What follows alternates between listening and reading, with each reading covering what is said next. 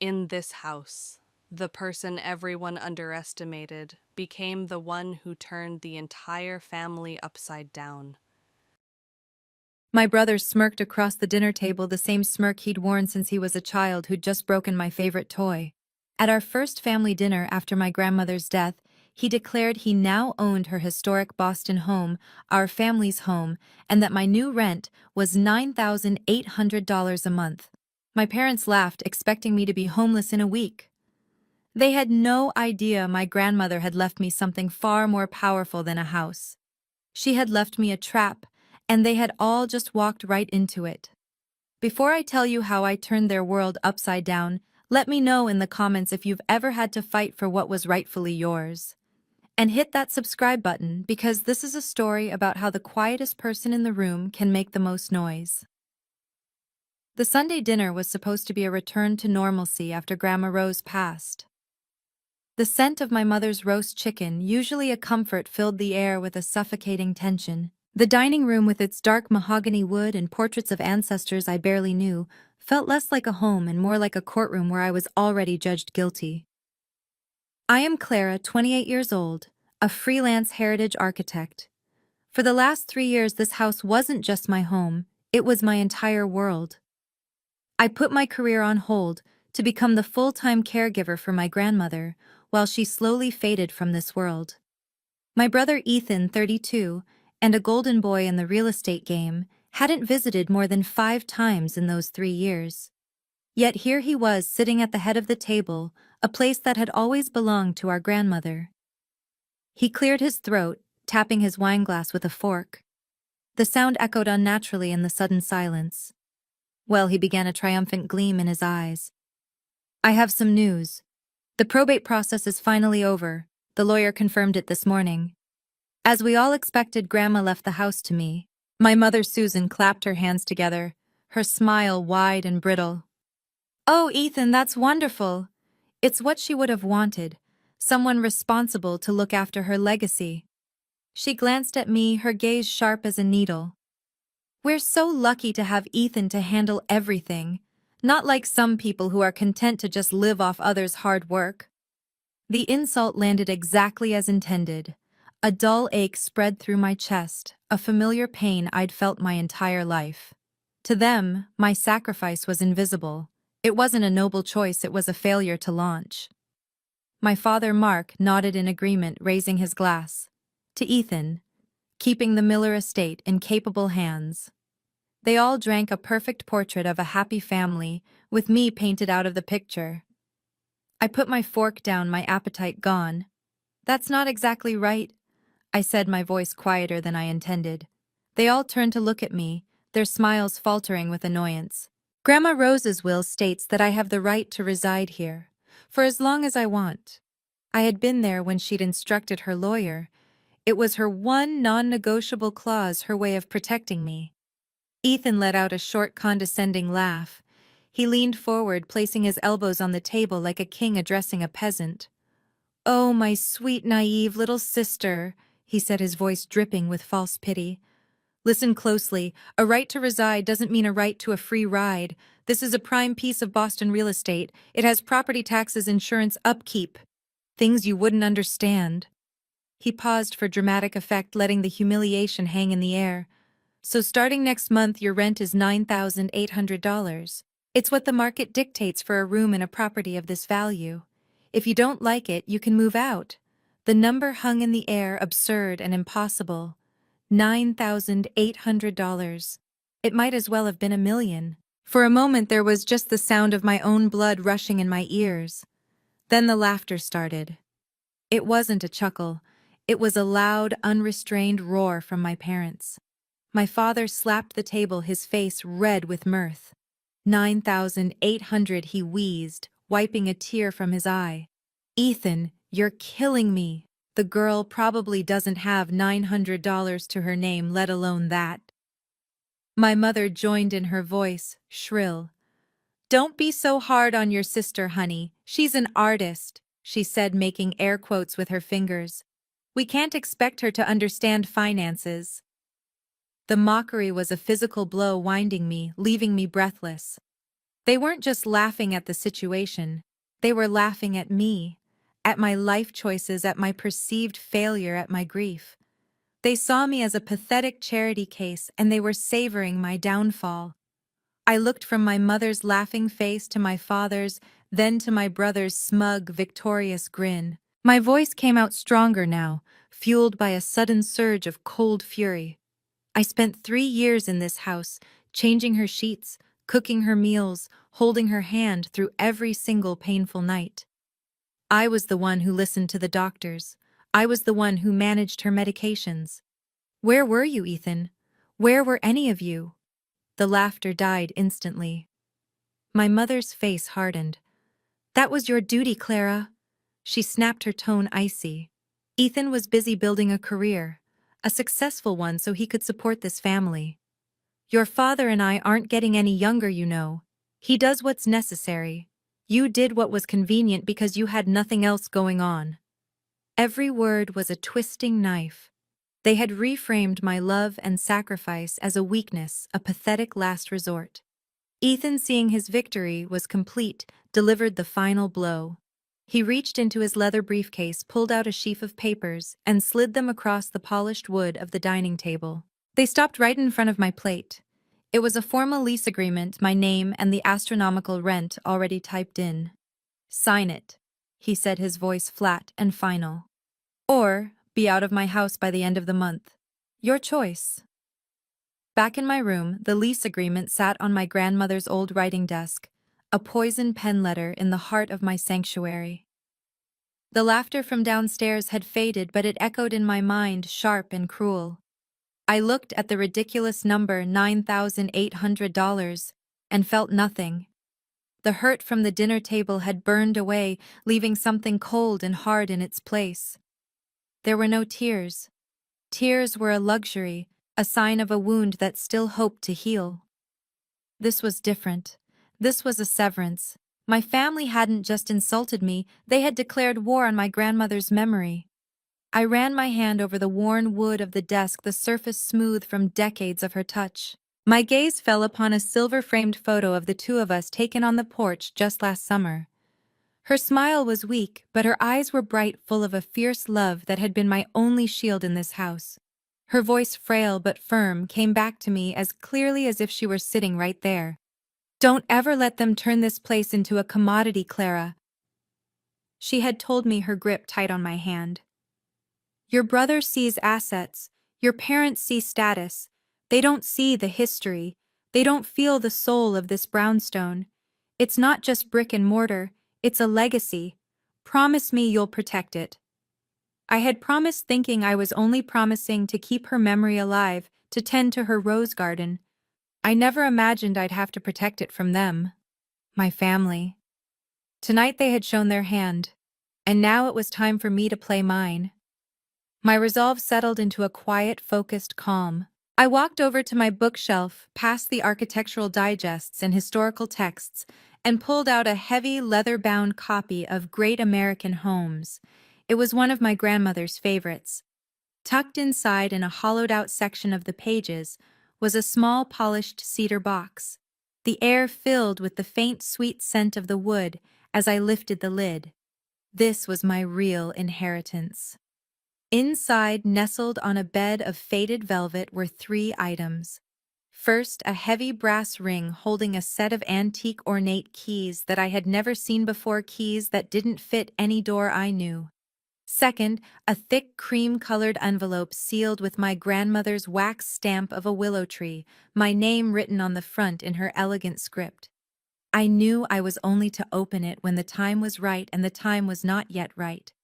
And third, tucked into a silk ribbon, was a crisp, heavy business card. The engraved letters were simple and direct. David Chen, attorney at law, specialist in trusts and estates. My grandmother had called him her guardian angel. I now understood he was meant to be mine as well.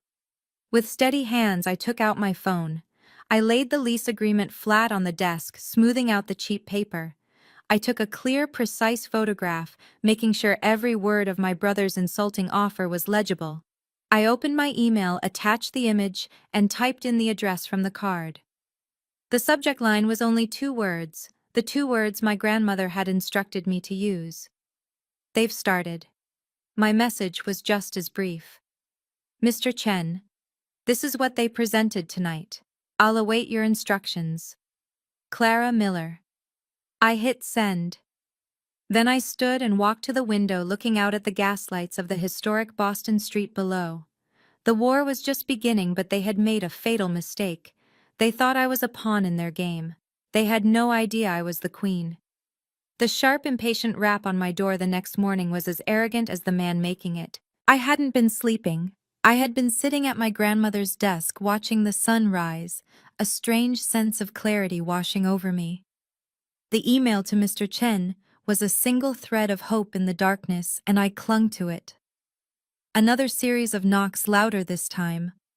I knew what he wanted. He was a vulture circling, eager to see if his prey had finally succumbed. He wanted to see me broken, surrounded by boxes, my eyes red from crying. He wanted to feed on my despair. I took a deep, steadying breath, picturing my grandmother's face, her resilient spirit. I was not just her granddaughter.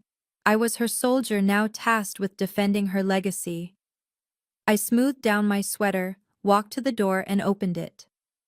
He was leaning against the frame, a smug look on his face, holding a cup of coffee like a trophy. He looked me up and down, his eyes scanning for any sign of weakness. Well, well, he started, his voice oozing condescension. Look who's finally decided to face the day. I trust you had a difficult night. Did you have a chance to think about my generous offer? Or are you busy figuring out how to fit your entire life into a few cardboard boxes? I can recommend a good moving company if you need one, though I doubt you can afford it. I looked at him, truly looked at him, and for the first time, I didn't see my older brother. I saw a stranger, a greedy, hollow man who wore our family name like a costume. I didn't see the boy who had once taught me how to ride a bike. I saw the man who had laughed while our parents mocked me. And I felt nothing but a profound, chilling pity. I gave him a small, level smile. There was no fear in my eyes. There was no anger trembling in my voice. There was only a calm certainty that felt as solid as the foundation of the house he was trying to steal. I'll give you my answer soon, Ethan, I said, my voice even and clear. His smirk faltered. A flicker of confusion crossed his face, quickly replaced by irritation. This wasn't the reaction he had anticipated. He had come for tears and pleading for a dramatic scene that would reaffirm his power. I had given him polite indifference. Soon, he scoffed, trying to regain control. What does soon mean? The clock is ticking, Clara. Don't play games with me. This isn't a game. Oh, but it was, I thought. You just don't know the rules. You don't even know who the other players are. I kept the small smile on my face and said nothing else. I simply stood there waiting. The silence unnerved him more than any argument could have. He stared at me for a long moment, searching my face for the weakness he was so sure was there. Finding none, his frustration boiled over. But before he could say another word, I gently closed the door in his face, the quiet click of the latch echoing the final snap of our family bond.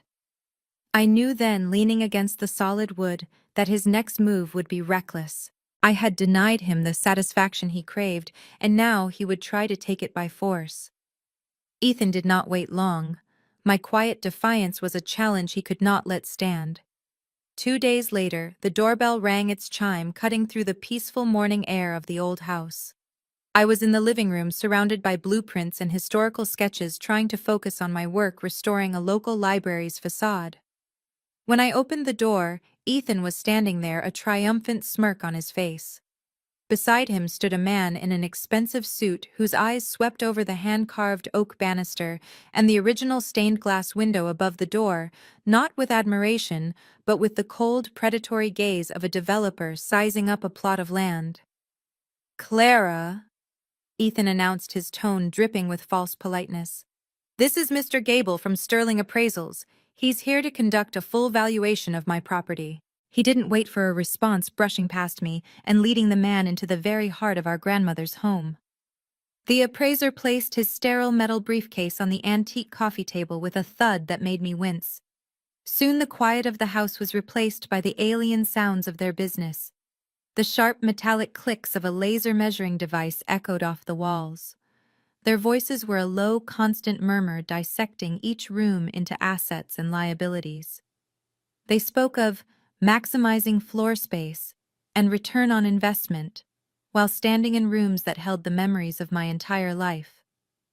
I was forced to hastily gather my delicate drawings and research materials from the living room floor as they measured the space right where I was working, making me feel like an intruder, a piece of old furniture that was in the way of their grand plans. I followed them into the main hall, my heart pounding with a cold, controlled anger. "Ethan, what exactly do you think you're doing?" I asked, my voice barely above a whisper, but sharp enough to cut through their conversation. He turned, feigning surprise.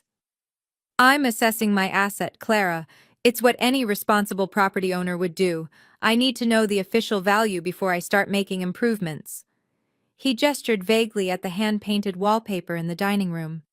"You should get used to having people in the house. I'll be showing it to prospective tenants soon. High-end ones, naturally.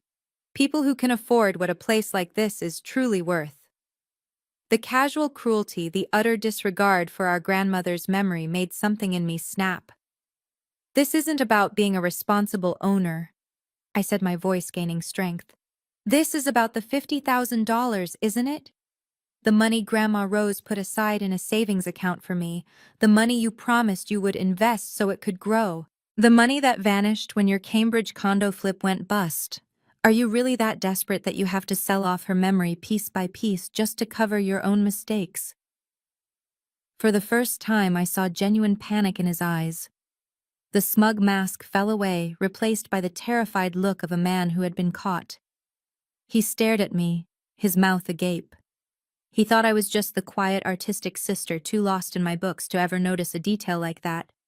I I don't know what you're talking about," he stammered, his gaze darting away from mine. "That money is perfectly safe. It's tied up in a long-term fund." "Then show me the statements, Ethan," I challenged him. He had no answer. He just turned his back on me, a flush creeping up his neck. "Mr. Gable," he said to the appraiser, his voice strained, "let's continue in the master bedroom." He was running away, but it was too late. He had already confirmed everything I needed to know. I walked back to my room, my hands shaking, not with fear, but with a surge of adrenaline. I had drawn blood. A moment later, my phone vibrated. A new email had arrived. The sender's name made my heart leap: David Chen. I opened it immediately, my eyes scanning the text that felt like a lifeline. "Clara," the email read, "this is exactly what we anticipated. Do not engage him further. A man like your brother, cornered and desperate, is predictable. He will overplay his hand. Your only job right now is to be a silent historian. Document everything he does, every word he says. Let him detail his own crimes for us. Every greedy plan is a gift to our case. We will meet on Friday as planned. Be patient. We are building an unshakable foundation." A profound sense of relief washed over me. I was not alone. I was not a victim reacting to his attacks. I was a key player in a strategy my grandmother had set in motion years ago. Taking a deep breath, I turned on my phone's video recorder. I walked quietly into the hallway and placed it on the highest shelf of the large built-in bookcase, slipping it between two thick historical volumes. The tiny lens, nearly invisible, had a perfect, unobstructed view of the main living area. I returned to my room and listened. I heard Ethan and Mr. Gable discussing the market potential of destroying the original Victorian fireplace. I heard them talk about tearing out my grandmother's beloved rose garden to create 2 extra parking spaces. Every word was a desecration of her memory. And every word was another piece of evidence, another digital stone being laid in the foundation of his downfall. He thought he was planning a lucrative future. In reality, he was narrating his own conviction. A week of tense, suffocating silence followed the appraiser's visit. My family treated me like a ghost, speaking around me, looking through me. I stayed in my room working and documenting. Then, on a Tuesday evening, I came upstairs to find it. Taped to the polished wood of my bedroom door was a single sheet of paper. The words at the top were in a large, aggressive font clearly printed from a generic website, "Official Notice to Vacate." It was filled with clumsy legal jargon about tenancy and property rights, giving me 30 days to leave the premises or face legal action. It was a scare tactic, an amateurish attempt at intimidation, and it had my brother's fingerprints all over it. I heard my parents talking in the hallway below. I walked down the stairs holding the paper in my hand. They stopped when they saw me, their faces set like stone. "This is Ethan's doing, I assume?" I asked, my voice devoid of emotion. My mother Susan crossed her arms, her expression cold. "Ethan had no choice, Clara. We had a family meeting. You've been nothing but stubborn and ungrateful. You leave us no other option." My father, who had been avoiding my gaze for days, finally looked at me. His eyes filled not with sorrow, but with cold disappointment. "You brought this on yourself," he said. "You were given a generous offer, and you threw it back in our faces. This is how the real world works." There was no empathy, no memory of the years I had sacrificed. In their minds, I was no longer their daughter. I was a problem that needed to be removed. I looked at the notice, then back at their unyielding faces. I felt a profound sense of sadness, not for myself, but for them. They were so blinded by greed and their favoritism for Ethan that they couldn't see the cliff they were all about to walk off. I calmly folded the paper, a pathetic and powerless document, and placed it in my purse. It wasn't an eviction notice. It was Exhibit C for the prosecution. Friday couldn't come soon enough. The address on Mr. Chen's business card led me to a sleek modern building in Boston's financial district. His office on the 35th floor was a world away from the toxic, decaying atmosphere of my grandmother's house. It was a sanctuary of order and quiet power. Floor-to-ceiling windows offered a breathtaking view of the city skyline. The walls were lined with leather-bound legal books, and a large, immaculate mahogany desk sat in the center of the room. This was a place where facts mattered more than feelings, and where strategy triumphed over brute force. Mr. David Chen stood to greet me. He was a man in his late 50s, with sharp, intelligent eyes and a calm, reassuring presence. He wasn't just a lawyer, he was a guardian. "Clara," he said with a warm smile, "your grandmother spoke of you often. Please have a seat." I sat down, feeling the tension in my shoulders begin to ease for the first time in weeks. I placed the ridiculous lease agreement and the fake eviction notice on his desk. He glanced at them, his expression unreadable but for a slight grim tightening of his lips. He steepled his fingers, looking at me with profound empathy. "Your grandmother," he began, his voice gentle but firm, "was a far more strategic woman than your family ever gave her credit for. She knew their nature. She anticipated this, which is why what she left behind was not a simple will that could be easily contested or manipulated. She created something far more powerful, something permanent." He paused, letting the weight of his words settle in the quiet room. "Your brother is operating under the dangerous illusion that he inherited a piece of property. He is profoundly mistaken." Mr. Chen leaned forward, his demeanor shifting from comforting to that of a master strategist laying out his battle plan.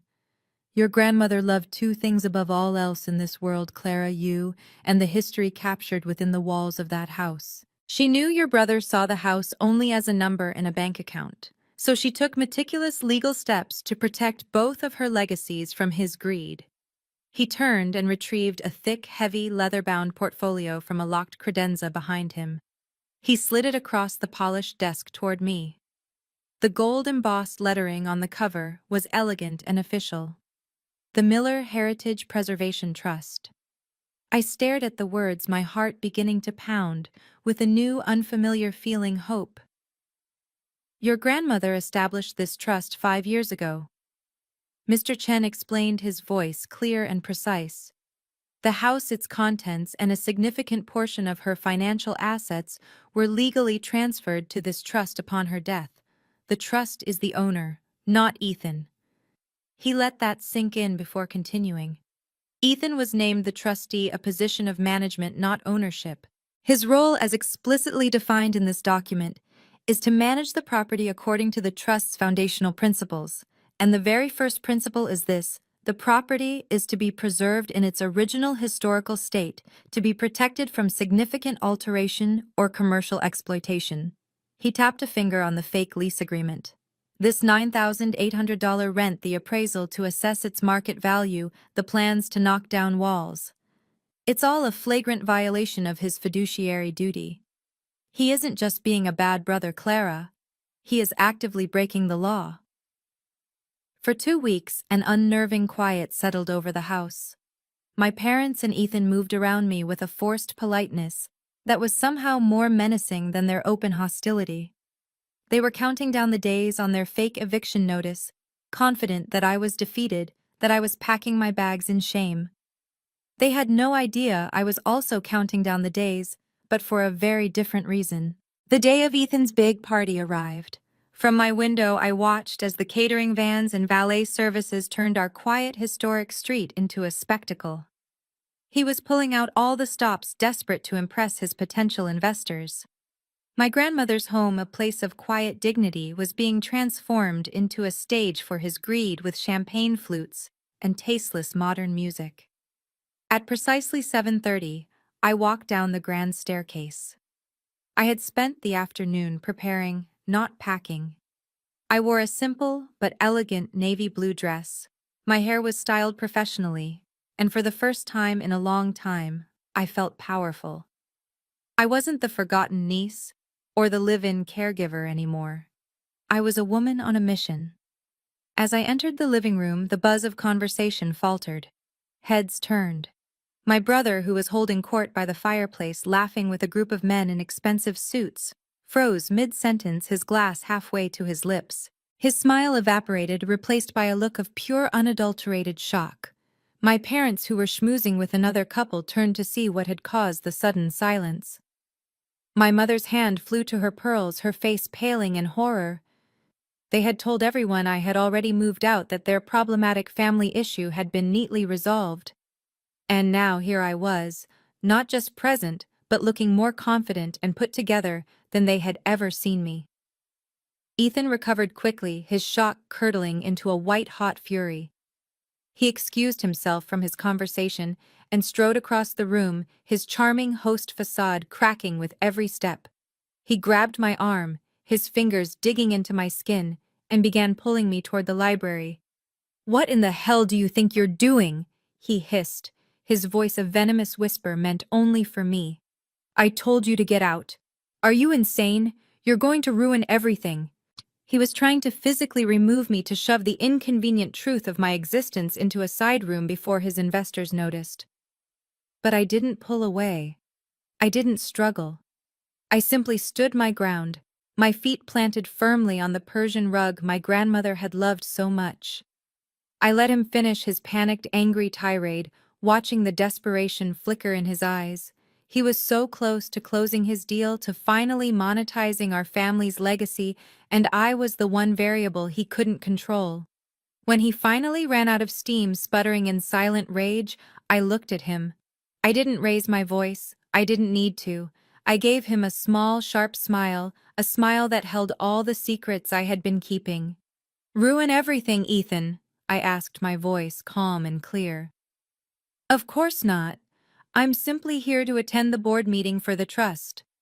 The word trust hit him like a physical blow.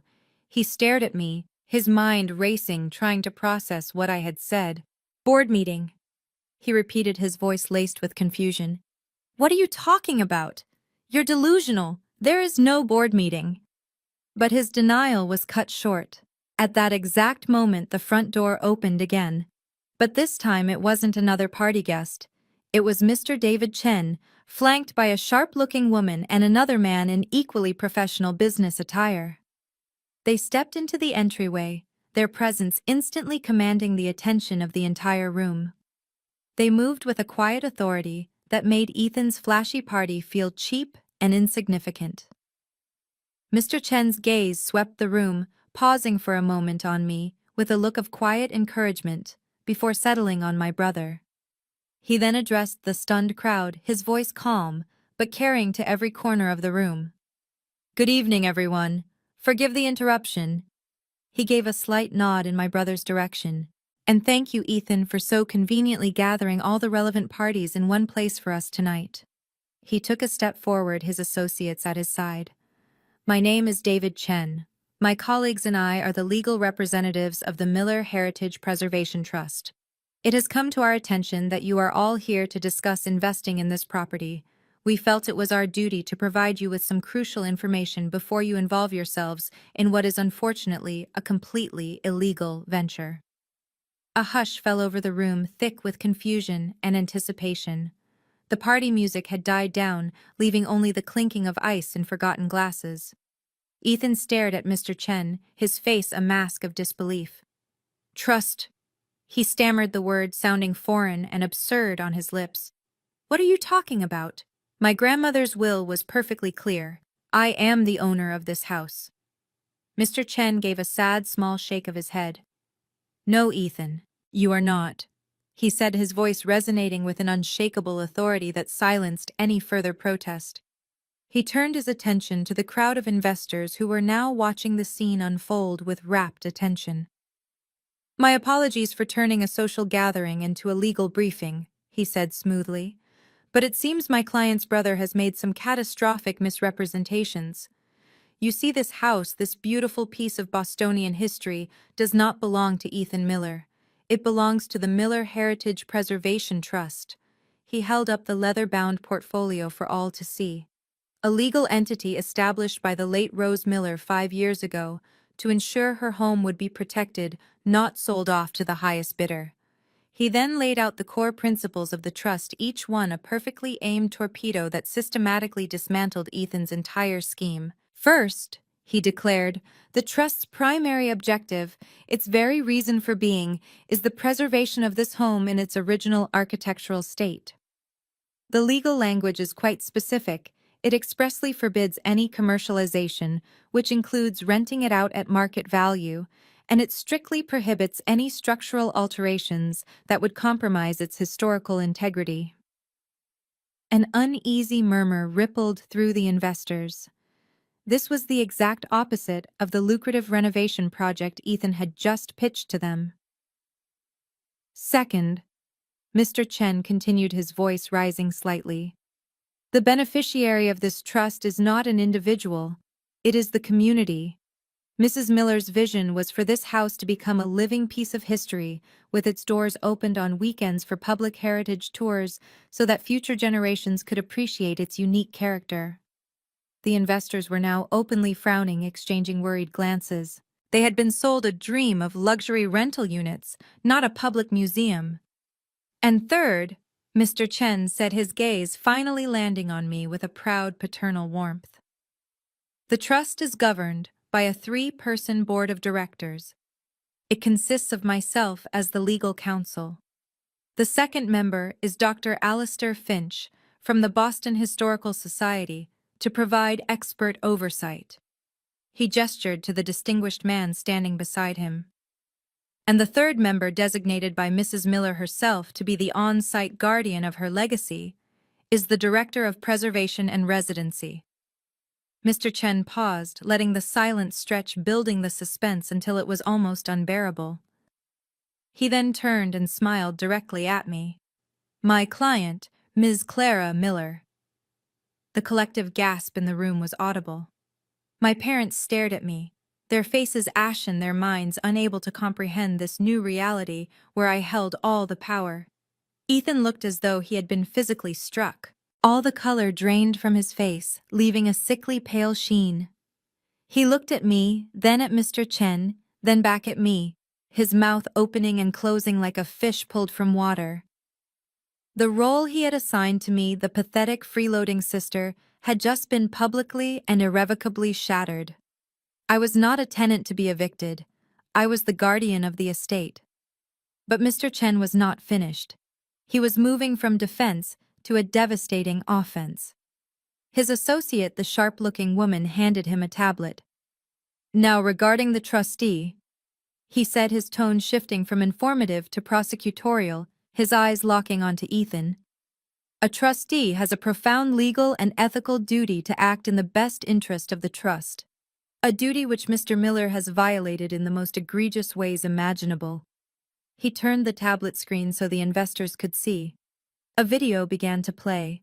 It was the footage I had recorded showing Ethan and the appraiser walking through the house, their voices clear as day.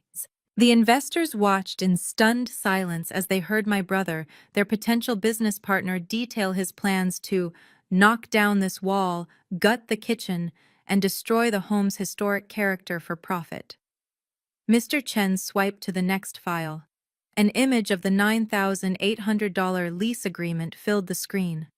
He attempted to illegally extort an exorbitant rent from the trust's own director of preservation under the false pretense of ownership. Mr. Chen explained, his voice cold as steel. He then brought up the scanned copies of Ethan's architectural plans that I had found in his home office, detailed blueprints for turning the heritage site into a generic luxury complex. The evidence was overwhelming, a meticulous documentation of his greed and deceit. "This wasn't a misunderstanding," Mr. Chen declared, his voice ringing with moral conviction as he addressed the now horrified investors. "This was a calculated attempt to defraud a legally established trust and by extension to defraud all of you. Your potential investment was not going into a legitimate business venture.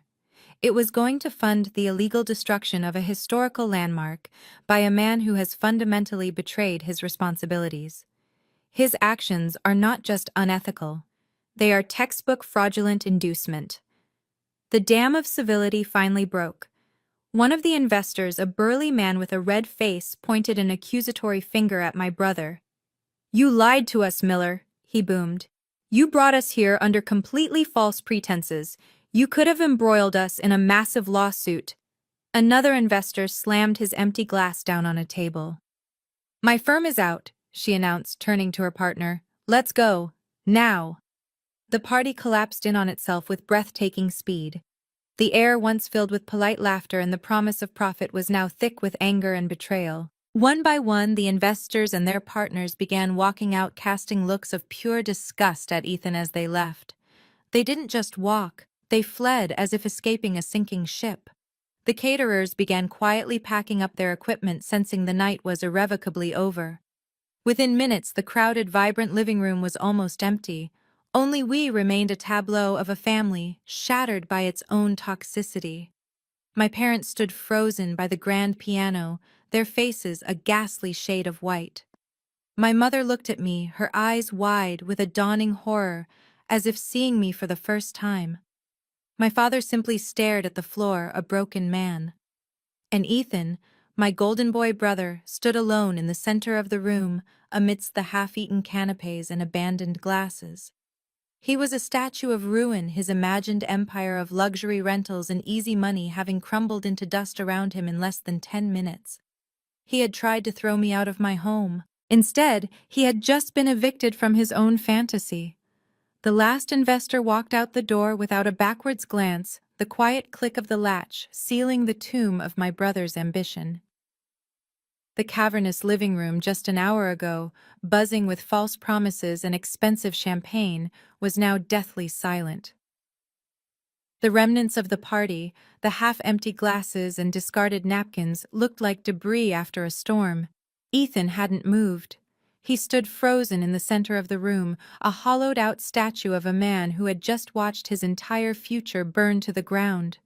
It was my mother who moved first. Her shock finally gave way to a wave of pure, unadulterated rage, and she turned its full force on me. "Look what you've done," she hissed, her voice a venomous whisper that cut through the silence. "Are you happy now? Are you satisfied?" She took a step towards me, her face contorted in a mask of fury. "You have ruined your brother. You have destroyed this family. All of it, because you couldn't stand to see him succeed. It was always about your jealousy, wasn't it? My father, finding his voice, chimed in his words, dripping with the righteous indignation of a man who had never once stood up for me. We gave you a home. We took care of you. And this is how you repay us, by publicly humiliating your own blood, by airing our private matters in front of strangers. They were trying to twist the narrative to paint me as the villain, the ungrateful child who had brought this shame upon their house. For my entire life, that tactic had worked. I would have flinched. I would have cried. I would have apologized. But not tonight. I stood my ground, my spine straight as steel, and looked my mother directly in the eye. I didn't destroy this family. I said, my voice clear and ringing with a strength I never knew I possessed. Your greed destroyed this family. I didn't ruin Ethan. He ruined himself with his own lies and his own choices. I turned my gaze to my father. And I didn't humiliate our blood. I did exactly what I promised Grandma I would do. I protected her legacy from the only people who ever truly threatened it, her own family. Just as my mother opened her mouth to unleash another torrent of blame, Mr. Chen took a deliberate step forward, his calm authority instantly silencing her. He looked past my parents and addressed my brother, who still seemed to be in a state of catatonic shock. Ethan Miller. Mr. Chen said, his voice formal and devoid of any emotion. It was the voice of the law, cold and absolute. As of this moment, pursuant to the emergency clauses within the trust agreement regarding gross fiduciary misconduct, you are officially and immediately removed as trustee of the Miller Heritage Preservation Trust. You no longer have any legal authority or standing regarding this property or any of its associated assets. The words seemed to finally penetrate Ethan's stupor. A flicker of protest sparked in his eyes. You can't do that, he whispered, his voice hoarse. You can't. Mr. Chen gave a slight, almost imperceptible shake of his head. It is already done, he stated flatly. He wasn't finished. Furthermore, he continued, each word a new nail in Ethan's coffin. The board will now commission a full independent forensic audit of all assets your grandmother entrusted to your management dating back 5 years. We will examine every transaction, every bank statement, every single receipt. He paused, and then his gaze shifted to me for a brief second before locking back onto Ethan, making the connection devastatingly clear. This investigation will of course include a thorough accounting of the $50,000 educational fund that Mrs. Miller established for your sister. The fund which seems to have completely vanished under your so-called stewardship. At the mention of the $50,000, my parents both turned to look at Ethan, a new dawning horror on their faces. It was one thing to be outsmarted. It was another to realize their golden son was a common thief. Finally, Mr. Chen concluded, retrieving a business card from his jacket. The board will be assessing all damages incurred as a result of your actions. This includes the legal fees, the cost of the audit, and the expenses for tonight's event, which we have discovered you fraudulently billed to a trust account. He placed the card on the table in front of my brother. I suggest you find a very good lawyer, Mr. Miller. We will be seeking full financial restitution for every dollar you have misappropriated. You will be hearing from us. Mr. Chen and his associates left, leaving behind a silence that was heavier and more suffocating than any argument. My parents and Ethan stood there adrift in the wreckage of their own making, the full weight of their consequences finally crashing down on them. I simply turned, walked up the grand staircase to my room, and for the first time in my life, I locked the door, not out of fear, but out of peace. The months that followed were a quiet unraveling of the life my family had built on lies and arrogance. I heard through the grapevine of family gossip that Ethan's world had imploded. News of his fraudulent behavior spread like wildfire through Boston's tight-knit real estate community. His business partners deserted him, his reputation was shattered, and the lawsuit from the trust was only the beginning of his legal nightmares. My parents, in a final, desperate act of enabling their golden child, were forced to sell their own home, the place where they had raised us, to pay for Ethan's mounting legal fees. Their comfortable life built on status and appearances was dismantled piece by piece by the consequences of their own choices. I started receiving phone calls. At first, they were voicemails from my mother filled with rage and blame. Then, as their situation grew more desperate, the tone changed. They became pleas, vague apologies wrapped in requests for help for me to somehow call off the lawyers and make it all go away. They still didn't understand. They still thought I had the power to reverse the consequences of their actions. I never answered. I never called back.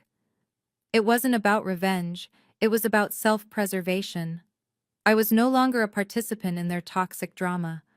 I was building a new life, one founded on the truth, and there was simply no room in it for their brand of love. My life, in contrast, was a quiet blossoming. As the newly appointed Director of Preservation for the Miller Heritage Trust, I poured my heart and soul into fulfilling my grandmother's true vision. The house, once a battleground, slowly transformed under my care into a sanctuary of history and beauty. I oversaw the careful restoration of the original woodwork, polished the stained glass windows until they gleamed and filled the rooms with light and air. The oppressive atmosphere of my family's greed was replaced by a sense of peace and purpose. On weekends, I opened the doors to the public. I started small with architectural tours for local university students and historical societies. I would guide them through the rooms, sharing the story of the house, of its unique design, and of the woman who had loved it enough to protect it for future generations. I found my voice in those tours, my passion for preservation, igniting a confidence in me that I never knew I had.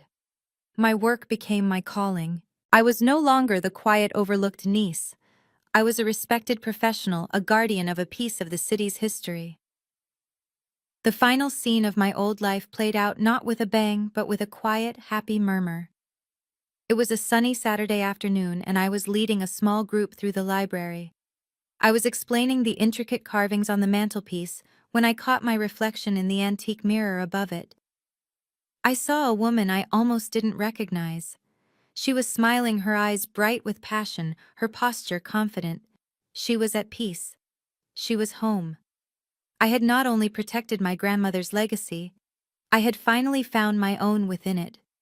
I had won the most important battle of all, the one for myself. Have you ever had a moment where you had to choose between the family you were given and the person you were meant to be? I would love to hear your own stories of finding strength in the comments below. If this journey resonated with you, please hit that like button and subscribe for more stories about resilience and rewriting our own narratives. Thank you for being here with me today.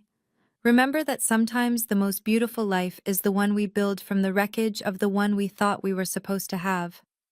Duyen Phu Nu. Gem Tui Chin Hien Tien Trin Tu Dui. Your true inheritance isn't property or money, but the strength and wisdom passed down to you.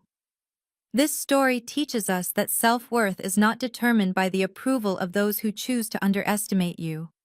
True power comes from quietly knowing the truth and having the courage to protect what truly matters, not just a physical legacy, but your own dignity and peace. By setting firm boundaries and aligning with those who genuinely support you, you can transform a situation of oppression into a foundation for a life of purpose, turning their greed and cruelty into the very catalyst for your own rebirth. Have you ever had to draw a hard line with family to protect your own well-being?